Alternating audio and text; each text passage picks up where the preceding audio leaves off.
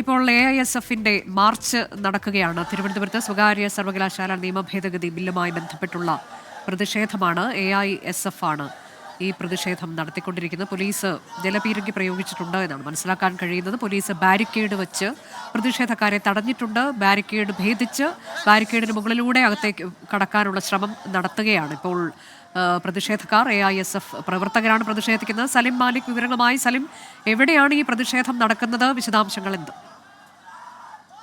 മുൻപിലാണ് AISF വലിയ പ്രതിഷേധവുമായി രംഗത്ത് വന്നിരിക്കുന്നത്.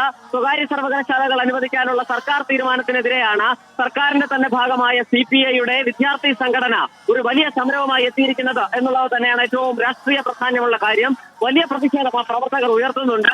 ബാരിക്കേഡിന് മുകളിൽ കയറിയും ബാരിക്കേഡിന് താഴെ നിന്നുകൊണ്ടും ബാരിക്കേഡ് മറിച്ചിടാനുള്ള ശ്രമം പ്രവർത്തകരുടെ ഭാഗത്ത് നിന്ന് തുടർച്ചയായി ഉണ്ടാകുന്നു. പ്രവർത്തകർ ഇവിടെ എത്തിയപ്പോൾ തന്നെ പോലീസ് ആദ്യഘട്ടത്തിൽ ജലപീരങ്കി പ്രയോഗിച്ചു.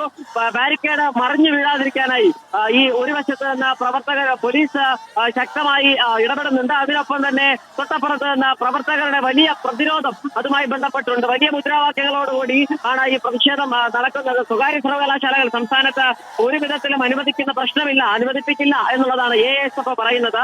CPI ഉൾപ്പെടുന്ന മന്ത്രിസഭ, ആ മന്ത്രിസഭ അനുമതി കൊടുത്തൊരു തീരുമാനത്തിനെതിരെയാണ് ഇടതുപക്ഷ വിദ്യാർത്ഥി സംഘടനയായ AISF സമരം ചെയ്യുന്നത് എന്നുള്ളത് കൂടി ശ്രദ്ധേയമാണ്. രണ്ടാം തവണയും ഇപ്പോൾ ജലപീരങ്കി പ്രയോഗിക്കുന്നു.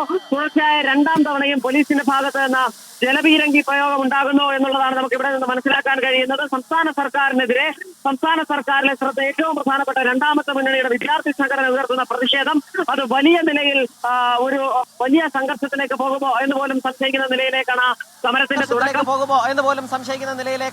സമരത്തിന്റെ തുടക്കം. നിയമസഭയിലേക്ക് മാർച്ചുമായി എത്തിയ ഉടൻ തന്നെ പ്രവർത്തകർ പാളയം രക്തസാക്ഷി മണ്ഡപത്തിൽ നിന്ന് മാർച്ചുമായി നിയമസഭയിലേക്ക് എത്തുക എന്നതും നിയമസഭ സമ്മേളിക്കുന്ന സ്വകാര്യ സർവകലാശാല വിഷയം ഉൾപ്പെടെ നിയമസഭയിൽ ചർച്ചയായ അതേ ദിവസം തന്നെയാണ് ഈ പ്രവർത്തകർ ഇവിടേക്ക് മാർച്ചുമായി എത്തിയത്. ആ മാർച്ചിന് നേരെ ആദ്യം തന്നെ പ്രവർത്തകർ ഇവിടേക്ക് എത്തിയതിന് ഉടൻ തന്നെ ബാരിക്കേഡ് മറികടക്കാനുള്ള ശ്രമം പ്രവർത്തകരുടെ ഭാഗത്തു നിന്നുണ്ടായി.